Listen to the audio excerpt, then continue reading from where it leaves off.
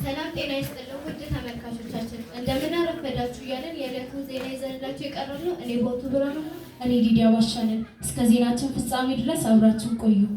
ሰበር ዜና። በቤተልሔም ከተማ ከየት እንደመጣ የማይታወቅ ድምፅ ተሰማ። የድምፁም ምክንያት በመጣራት ላይ ይገኛል። ድምፁን እንዲያጣሩም የይሁዳ ሀገረ ገዢ የሆነው ሄሮድስ ሹሞቹን እንደላካቸውም ተነግሯል። እንደተጣራም ከሆነ ከአንዲት ወንድ ከማታውቅ ጻድቅና ድንግል ከሆነች ሴት ማኅፀን ንጉሥ መወለዱን ሰምተናል። ንጉሡ አምላክ ሆኖ ከሰው ተወልዶ የዚችን ዓለም ኃጢአት ሊያድን ዘላለም ታስቦ የነበረ ሲሆን በነቢያት አፍ ተነግሮ የነበረው ይፈጸም ዘንድ እንደነበረም ተሰምተናል።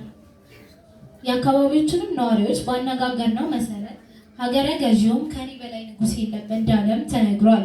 ሀገረ ገዢውም በጣም በመናደዱ ምክንያት ከ2 ዓመት በታች ያሉ ወንድ ሕፃናት ይገደሉ ብሎም ትእዛዝ እንዳስተላለፈ ሰምተናል።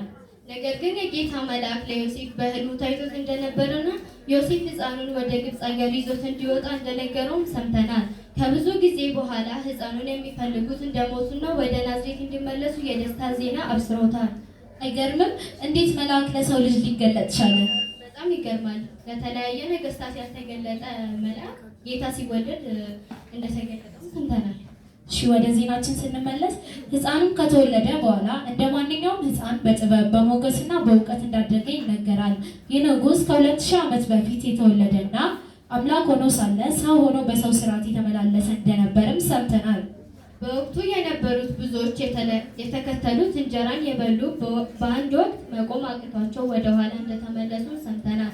የጸኑ ጥቂቶች ግን አብረውት መቀጠላቸውን ከወዳጆቻቸው አንደበት ሰምተናል። ይህ ንጉሥ በዛሬው ቀን ለመሰባሰባችን ምክንያት የሆነው ኢየሱስ ክርስቶስ ይባላል። በዓሉ